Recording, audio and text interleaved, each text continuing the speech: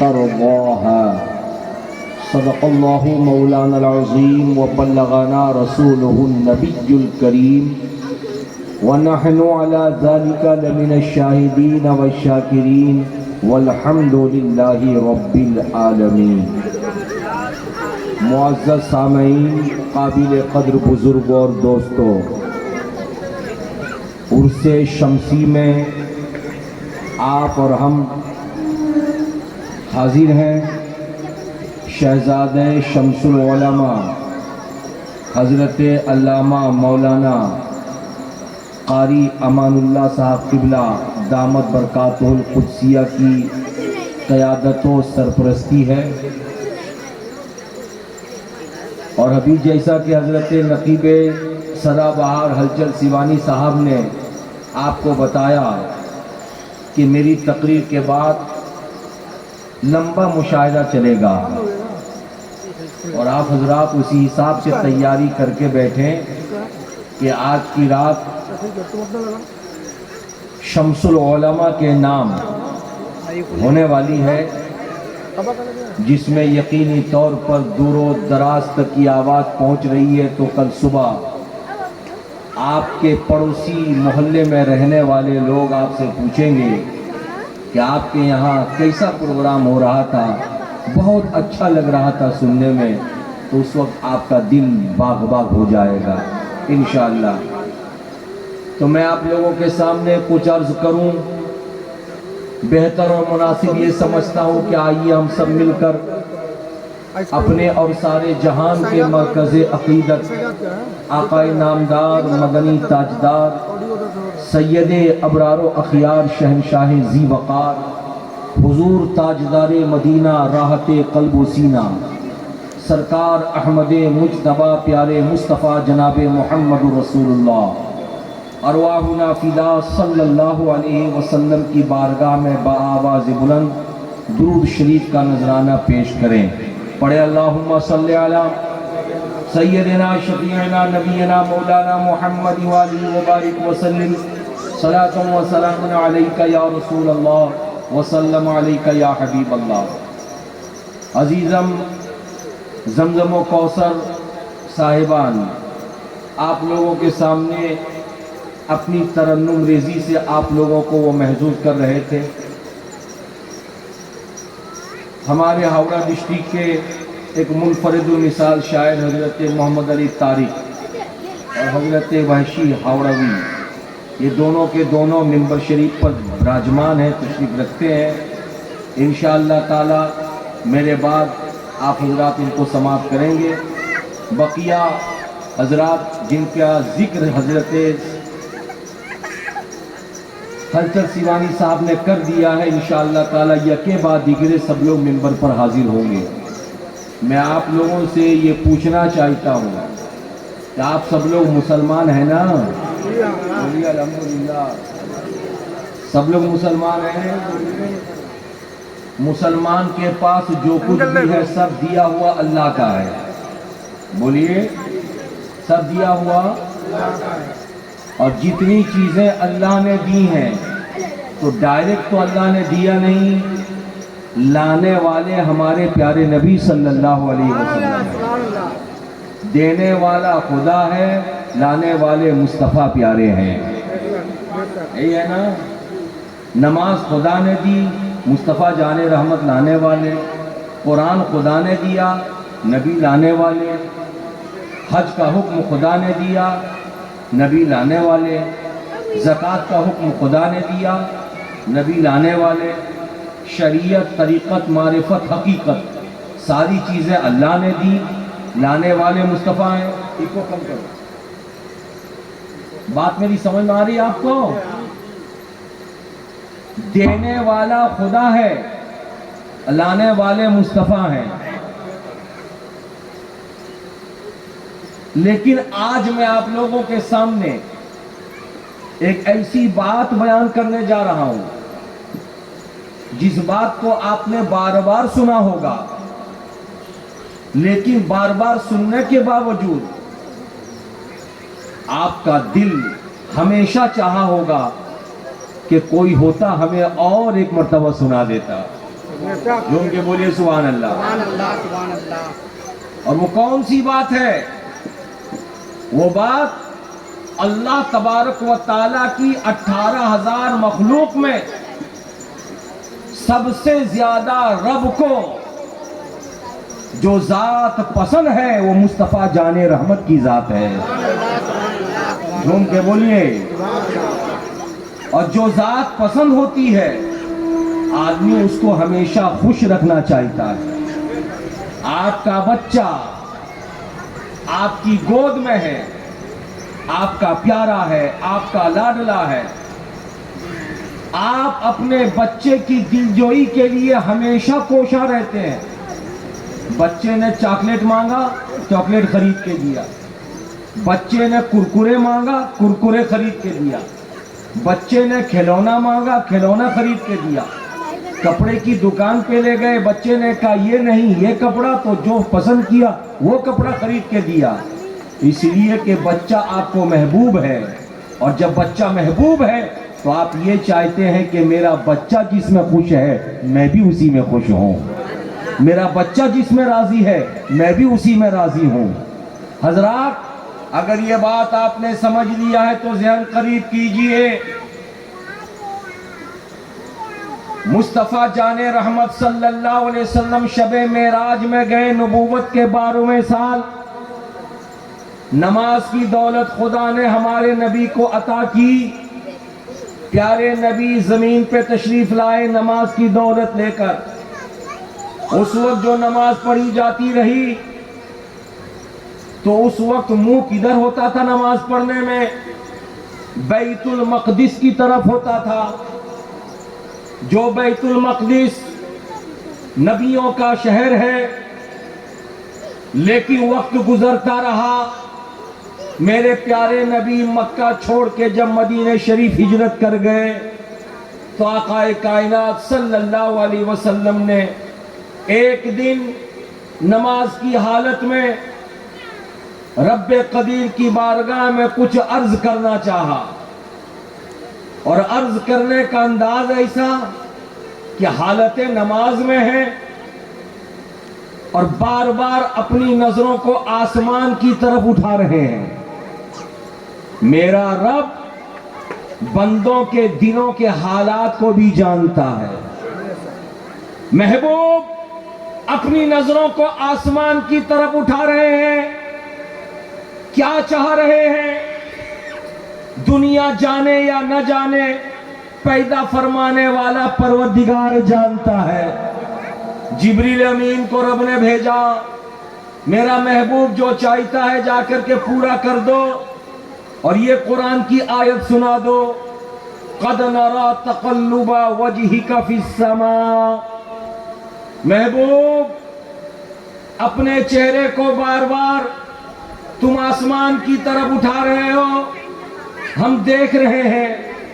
یہی چاہتے ہو نا کہ تمہارے لیے اور تمہاری امت کے لیے قبلہ بدل دیا جائے. اب بیت المقدس منہ کر کے نماز نہ پڑھو بلکہ خانہ کعبہ کی طرف منہ کر کے نماز پڑھو.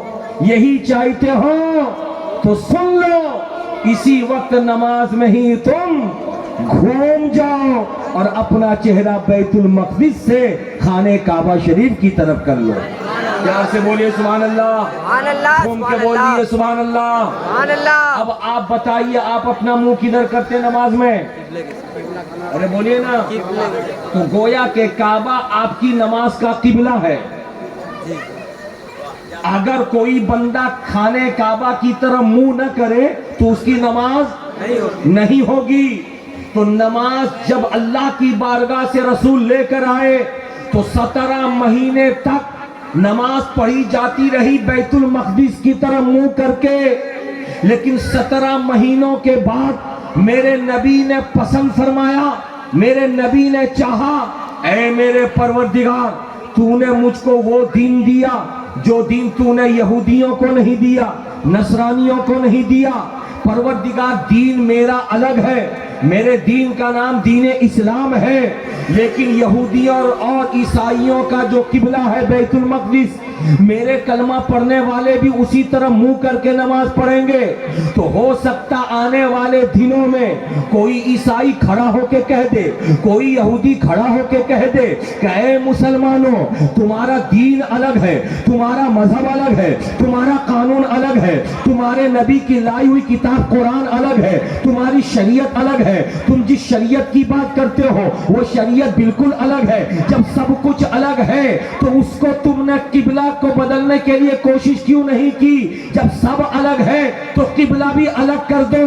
لیکن جب قبلے کی بات آتی ہے تو عیسائی کہتے ہیں جو قبلہ ہمارا ہے وہی قبلہ تمہارا بھی، یہودی کہتے ہیں جو قبلہ ہمارا ہے وہی قبلہ تمہارا بھی۔ اس لیے جب تمہارا دین الگ، شریعت الگ، قانون الگ، کتاب الگ، تو تم قبلہ بھی الگ کر دو۔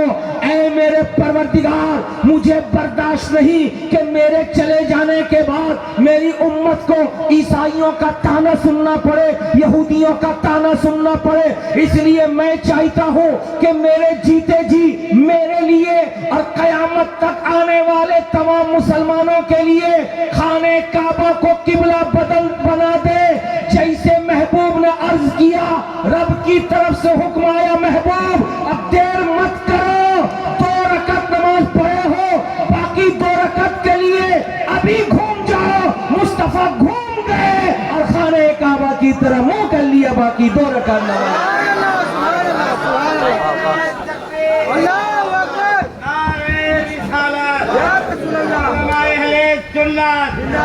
عظمت مصطفیٰ، شان مصطفیٰ، وقار مصطفیٰ، اختیار مصطفیٰ۔ سبحان اللہ، پیار سے بولیے سبحان اللہ۔ بات میری سمجھ میں آ رہی ہے؟ اس وقت ہمارے منبر شریف پہ میری تقریر کے دوران دنیا سنیت کا بے باک عالم حضرت مولانا سرفراز عالم مصباحی براجمان ہو گئے۔ انشاءاللہ تعالی حضرت کا بھی خطاب نایاب ہوگا۔ میں آپ کو اتنا بتانا چاہ رہا تھا کہ لوگوں ذرا سا غور کرو، رسول نے کتنی اچھی بات عرض کی، مولا یہودیوں کا طعنہ میری امت کو سننا نہ پڑے، عیسائیوں کا طعنہ میری امت کو سننا نہ پڑے۔ اس لیے جب قرآن تو نے مجھ کو دیا ہے، شریعت تو نے مجھ کو دی ہے، دین تو نے مجھ کو دیا ہے، قانون تو نے مجھ کو دیا ہے، وہ قانون عیسائیوں کے قانون سے الگ، یہودیوں کے قانون سے الگ، اس لیے قبلہ بھی تو بدل دے، قبلہ بھی بدل دے۔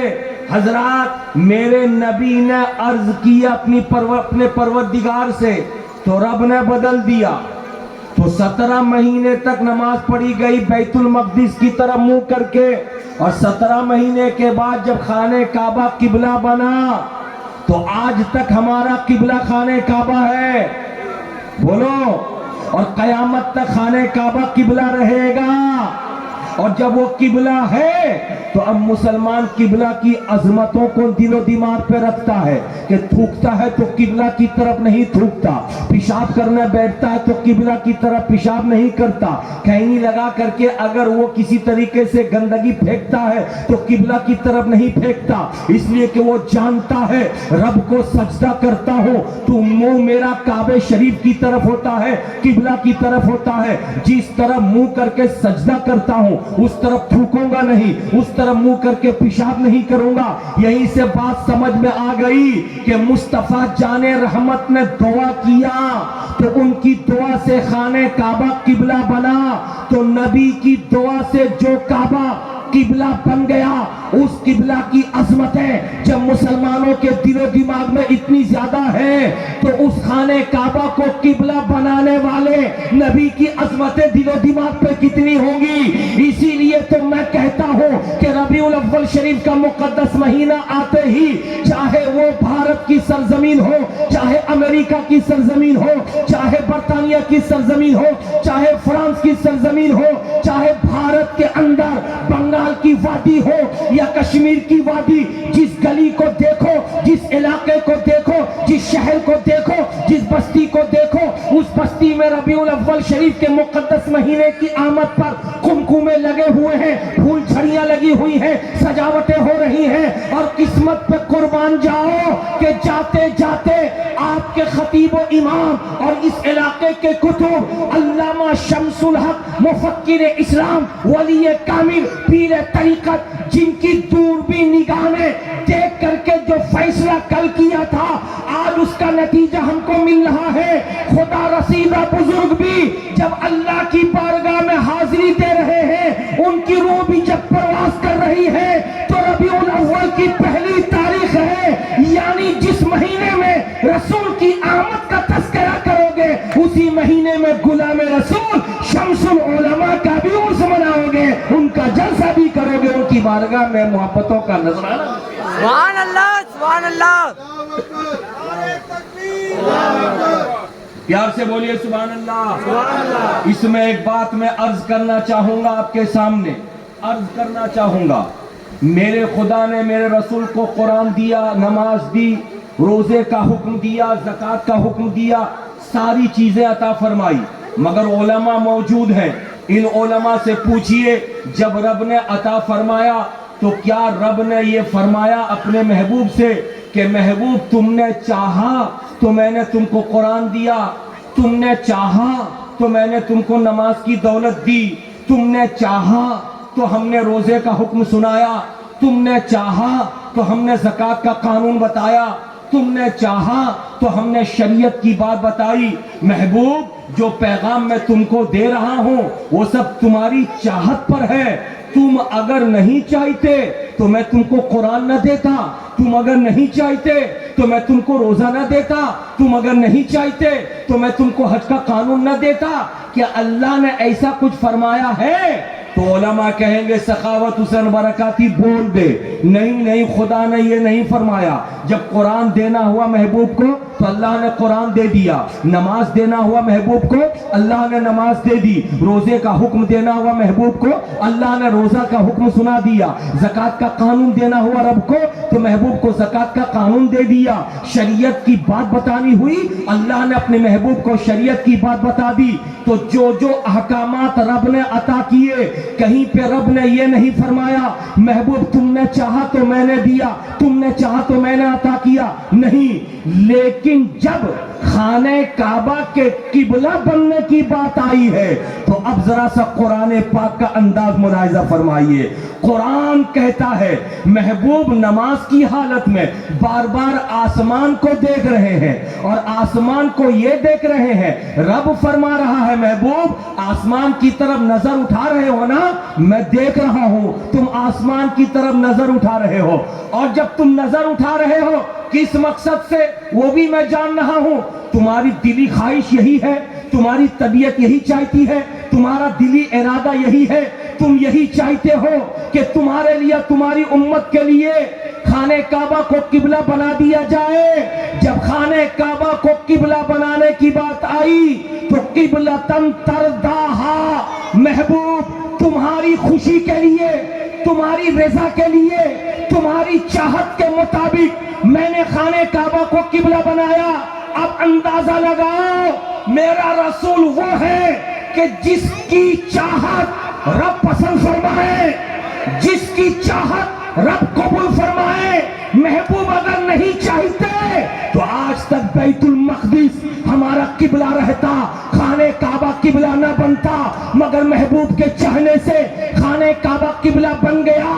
اب میں عقل کے ان ٹور لوگوں کو مخاطب کر کے کہتا ہوں جو ہر گلی میں یہ کہتے پھرتے ہیں کہ رسول کے چاہنے سے کچھ نہیں ہوتا, علی کے چاہنے سے کچھ نہیں ہوتا, صحابہ کے چاہنے سے کچھ نہیں ہوتا, کسی بھی غیر اللہ کے چاہنے سے کچھ نہیں ہوتا, جو کچھ ہوتا اللہ کے چاہنے سے ہوتا ہے. ارے نادان سن لے, اللہ کی چاہت تو اپنی جگہ ہے, خدا کی چاہت کے بغیر کچھ نہیں. مگر اس خدا سے پوچھو کہ خدا نے ایک محبوب رکھا ہے, اسی محبوب کو ہم آمینہ کا لخت جگر کہتے ہیں, اسی محبوب کو ہم عبداللہ کا نور نظر کہتے ہیں, اسی محبوب کو ہم مکی سردار کہتے ہیں, اسی محبوب کو ہم مدنی تاجدار کہتے ہیں.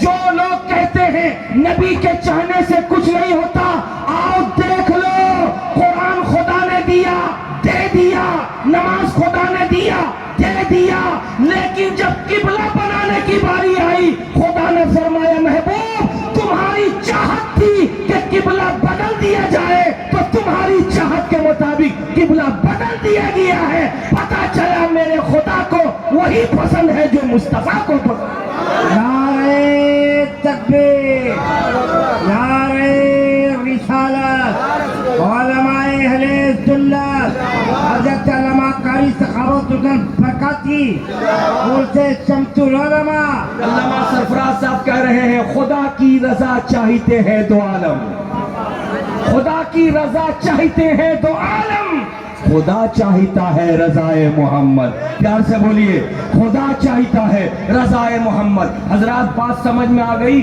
جو محبوب کی چاہت ہے وہی رب کی چاہت ہے۔ بولو نا بھائی، جو محبوب کی چاہت ہے وہی رب کی چاہت ہے۔ اب ذرا سا غور تو کیجئے، میرے رسول کے چاہنے سے خانہ کعبہ قبلہ بن گیا۔ ارے بولیے نا بھائی، خانہ کعبہ قبلہ بن گیا، خانہ کعبہ قبلہ بن گیا۔ خانہ کعبہ آپ لوگوں نے دیکھا ہے؟ ارے اگر ماتھے کی آنکھوں سے نہیں دیکھا تو آپ نے تصویر میں تو دیکھا ہوگا۔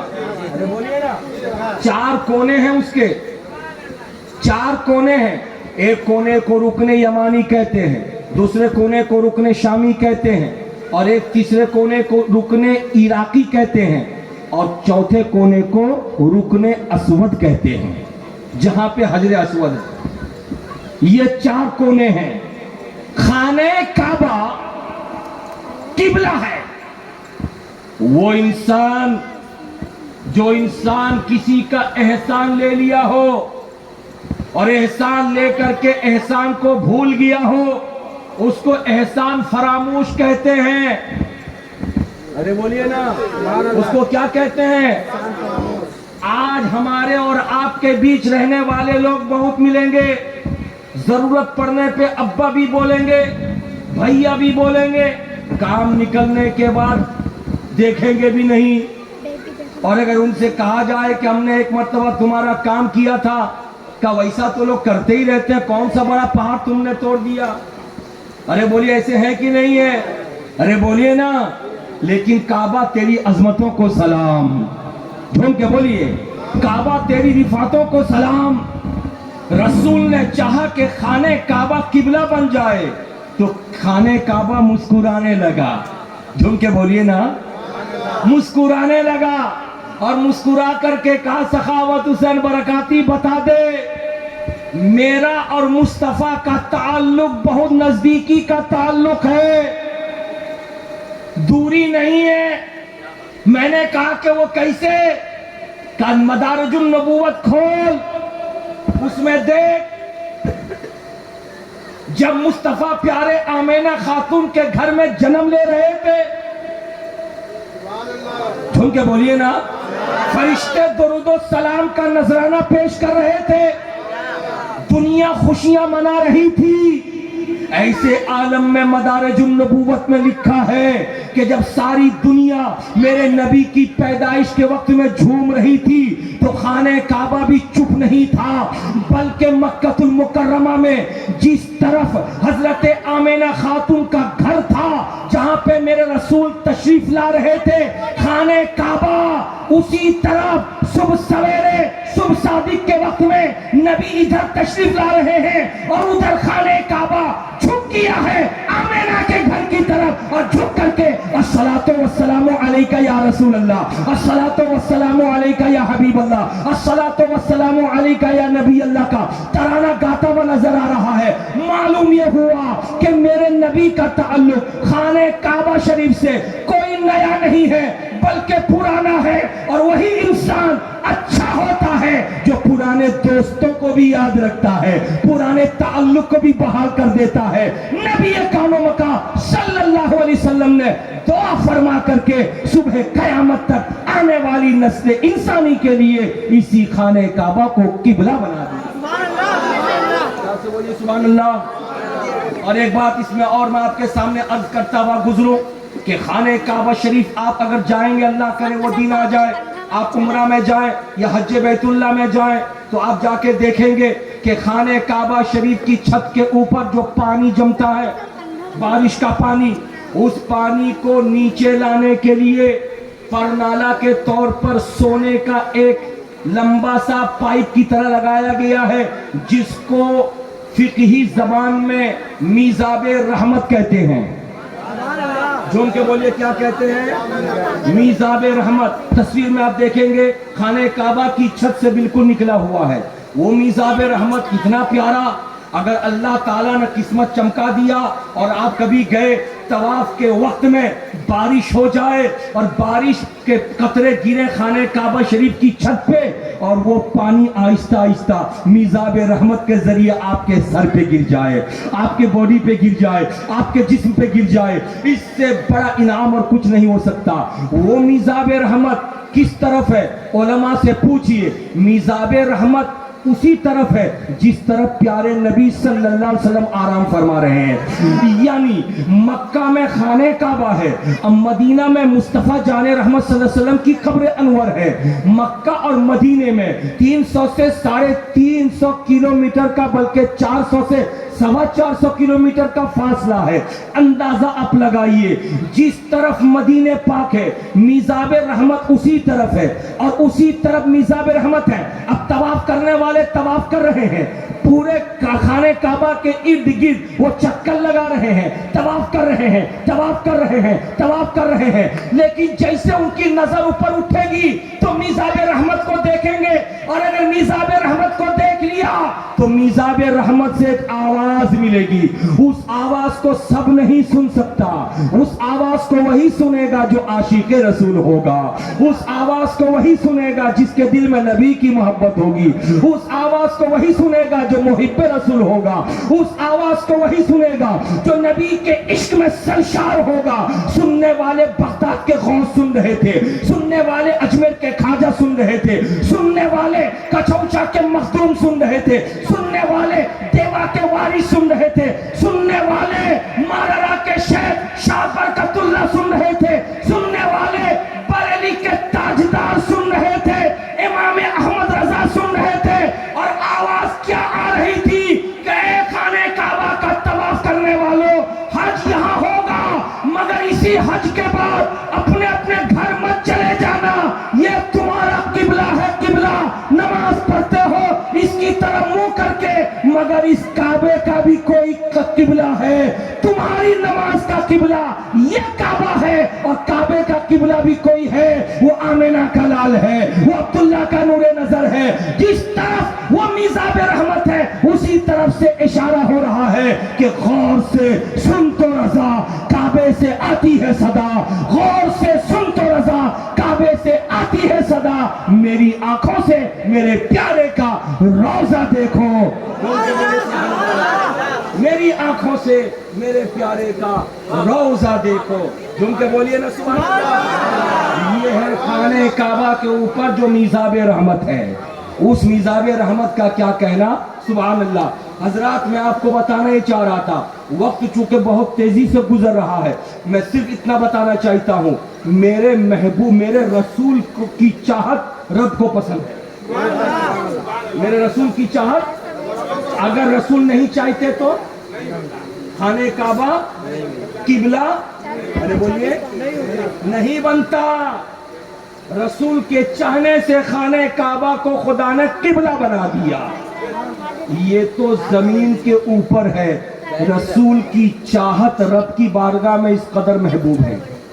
لیکن مسلمانوں, جس نبی سے آپ اور ہم محبت کرتے ہیں, یقین جانیے اس پورے لاڈلو مین کا علاقہ اس مانا کر خوش قسمت ہے کہ اس علاقے کو اللہ تعالیٰ نے ایک ولی کامل کے قدم سے نوازا ہے. علامہ شمس العلماء علیہ رحمت و رضوان یقینی طور پر ایک ولی صفت انسان, کیا سے ایک محب رسول, ایک عاشق مصطفیٰ, جن کو پروردگار عالم نے شریعت و طریقت کے وہ 2 عظیم جھنڈے عطا کیے, جو ان کے کہ جس طرف وہ گئے اس طرف دنیا ان کے قدم کو چومتی ہوئی نظر آ رہی ہے. آج آپ لوگوں میں جو بوڑھے لوگ ہیں ان لوگوں نے ماتھے کی آنکھوں سے دیکھا ہے, اور جو جوان ہیں ان لوگوں نے ماتھے کی آنکھوں سے نہیں دیکھا. لیکن کوئی ضروری نہیں ہے کہ کسی کو ماننے کے لیے دیکھا جائے تبھی مانیں گے، نہ دیکھیں تو ماننا ضروری نہیں۔ آپ نے خدا کو دیکھا، ارے بولو بھائی، تو آپ مانتے ہیں خدا ایک ہے۔ آپ نے رسول اللہ کو دیکھا نہیں، تو آپ مانتے ہیں کہ میرا محبوب، میرا رسول خدا کا پیغمبر ہے۔ تو جب آپ نے نہیں دیکھا اور مان لیا تو حضور شمس العلماء کی بارگاہ میں آئیے۔ ابھی ایک کتاب جس پر میری نظر پڑی، علماء اکرام کی بھی نظر پڑی، وہ کتاب آج کی نہیں، وہ کتاب علامہ شیربش اہل سنت کے زمانے کی کتاب، وہ کتاب حضور مفتی اعظم ہند کے زمانے کی کتاب، وہ کتاب بڑے بڑے علماء، اکابر علماء کے زمانے کی کتاب، ایسی پیاری کتاب۔ اس کتاب کو ترتیب دینے سے پہلے ہندوستان میں ایک مسئلہ گمبھیر ہوا، اور وہ مسئلہ کیا تھا کہ مزارات پہ جو نظر و نیاز لوگ چڑھاوا پیش کرتے ہیں، تو اس نظر و نیاز کا حقدار کون ہوگا؟ تو اس زمانے میں جب فتویٰ لکھ کر کے اس کتاب کو شائع کیا گیا تو لوگوں کو ڈر تھا کہ ممکن ہے کہ اس کتاب کو پڑھنے کے بعد کچھ لوگ تو ہضم کر جائیں گے اور کچھ لوگوں کو کتاب ہضم نہیں ہوگی، وہ ہو سکتا پھاڑ کر کے ردی کے ٹوکرے میں پھینک دے۔ اس لیے فیصلہ لیا گیا کہ ہندوستان کے بڑے بڑے مفتیان اکرام، بڑے بڑے اکابر علماء سے تصدیق کروا لی جائے، دستخط لے لی جائے۔ تو جب ایک فہرست تیار کی گئی کہ ہندوستان کے بڑے بڑے علماء کی فہرست تیار کرو، تو جہاں بریلی شریف کے بڑے بڑے عالموں کا نام آیا، جہاں مبارک پور کے بڑے بڑے عالموں کا نام آیا، جہاں مراد آباد کے بڑے بڑے عالموں کا نام آیا، جہاں بدایوں شریف کے بڑے بڑے عالموں کا نام آیا، جہاں پہ لکھنؤ کے بڑے بڑے عالموں کا نام آیا، وہیں پہ یہ بنگال بھی قسمت کا دھنی ہے۔ کوئی شہر کولکتہ میں نہیں بلکہ ہاوڑہ ڈسٹرکٹ کے اس چنگیل علاقے میں، لاڈلو میل کے علاقے میں رہنے والا ایک خدا رسیدہ بزرگ تھا، جس کو دنیا تو قریب سے نہیں سمجھ رہی تھی، لیکن اللہ اپنے دوستوں کی محبت اپنے بندوں کے دلوں میں عام کر دیتا ہے۔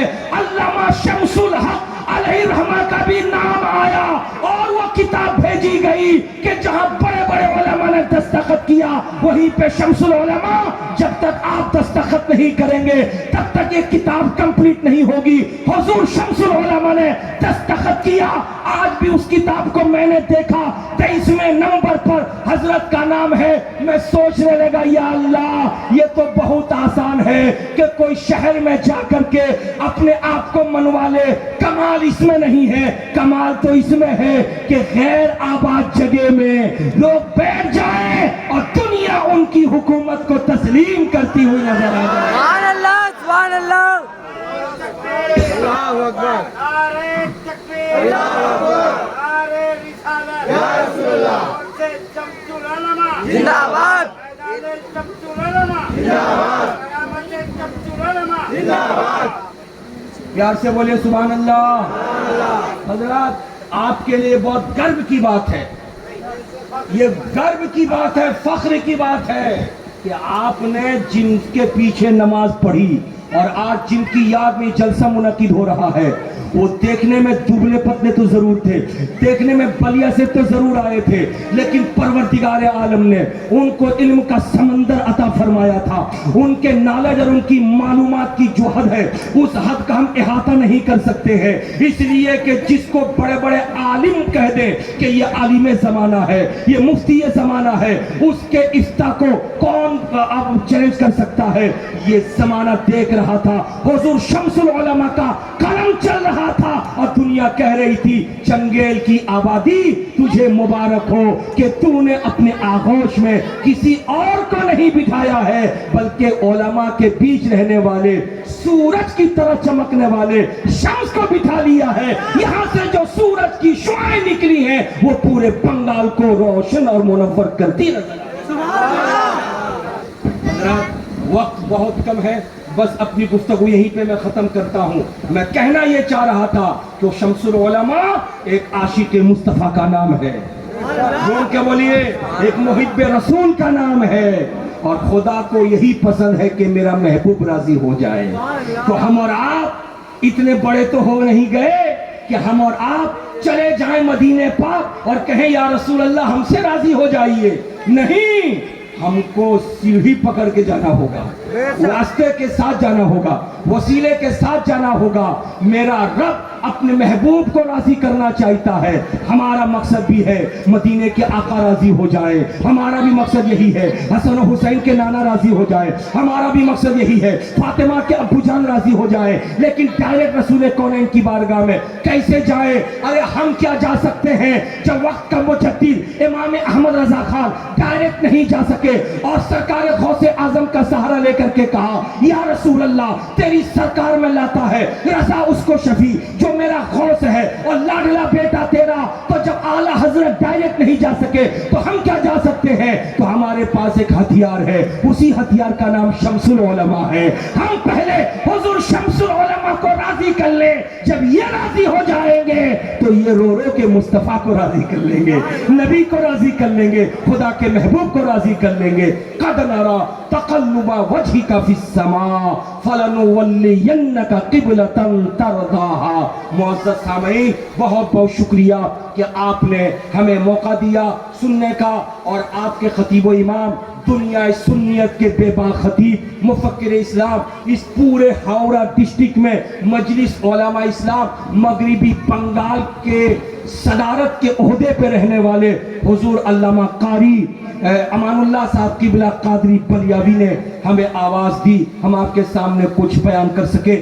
اللہ کی بارگاہ میں دعا ہے کہ پروردگار عالم ہماری اور آپ کی نشست کو قبول فرما لے اور حضور شمس العلماء کے صدقے میں اللہ تعالی دین اور دنیا کی بہاریں عطا فرمائے. وما علینا الا البلاغ. السلام علیکم ورحمۃ اللہ وبرکاتہ.